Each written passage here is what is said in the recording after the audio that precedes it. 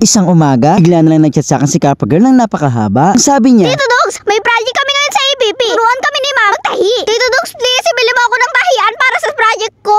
ganitong tahiyan yung gusto ni Kappa Girl. Kompleto na sa isang lagayan. Binili mo ako yan, kamukha mo si Daniel Padilla. Dahil mabait akong tito at owner naman si Kappa Girl. At project naman to kaya yes, order tayo. At after 3 days lang, may nagdoorbell na nga sa bahay ko. Nagbukas ko ng pintuan, nagulat nga ako. May dumating sa aking parcel. Pero nung kinakapa ko siya, bakit parang ang late lang? Ito naman yung project ni Kappa Girl. Pumasok na nga ako para malaman. Kaya naman tara, unboxing na natin. Wow! So mga kadigat, eto na siya. At maliit lang pala siya at sobrang cute. Bagay na bagay lang talaga to para sa mga project sa school. Ngayon, eto nga pala ang loob niya. Eto na!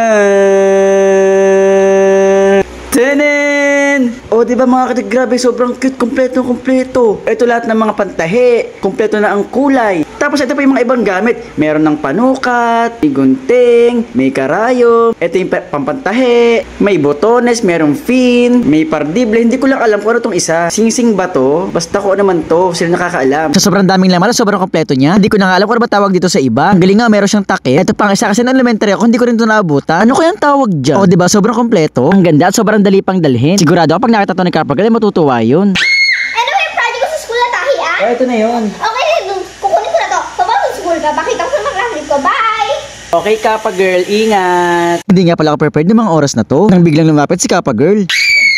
At bigla siya may inabot sa aking parcel. Sobrang laki pa, kaya tinanong ko siya. Ano to, Kappa Girl? Laking parcel ito. Para kanina to. Kasi di ba Tito Dogs, binigyan mo ako ng bag? Ngayon, ako naman ang bibigay sa'yo ng bag dahil mukha mo si Daniel Padilla at mabait ka rin dito sa akin. Ay, narigaluan kita ng Korea na bag. Okay, Tito Dogs, unboxing mo na yan. Dahil niregaluhan ko ng bag si Kappa Girl, ay niregaluhan din niya ako ng bag. Kaya naman eto nga, tara, unboxing na natin. Wow! Sobrang ganda naman ng bag na naregalo sa akin ni Kappa Girl. Favorite color ko pa, black tsaka brown, aesthetic. Sobrang ganda ng quality niya. Masarap hawakan. Talagang matibay. Hindi lang siya aesthetic tignan. Maganda talaga siya at matibay. Ito pa ang malapit, meron siyang cord. Kasi pwede ka rin dito magsalpak ng power bank. Dahil maluwag ang loob nito, pwede ka maglagay ng laptop. At meron din siyang pocket sa gilid. Grabe, 4 na compartment to, pero isang compartment pa lang ang panaglalagyan to. At ngayon nga, susuotin ko na. Sasabi ko na bagay nga siya sa lahat. Di aesthetic ang pormahan ko ngayon, pero nagmukha akong aesthetic. Bagay siya sa kahit anong forma. Ako sure ako pag shoot mo sa labas, pag titinginan ka. Tignan niyo naman ako nakatalikod, Kuya Dogs. Boom! Pagharap, Daniel Padilla. Left side view, Enrique Hill. Harap sa kanan, Alden Richards. O diba, bukod sa aesthetic talaga, kahit hindi mo inaasahan ay nakakadagdag pogi points talaga to. Feeling ko nga ito na magiging bag ko forever, wala lang palitan. Bukod kasi sa waterproof ay dustproof siya, hindi agad-agad nanuluma. Tito Dogs, bagay na bagay sa'yo ang bag mo na binigay ko sa'yo. Mas lalo mo naging kamukha si Daniel Padilla. Okay, Tito Dogs, tara kung tayo sa school. Papakita ko sa mga classmate ko yung binigay ko sa'yo. Okay guys, punta kami ni Kappa Girl sa school, papakita namin itong bag.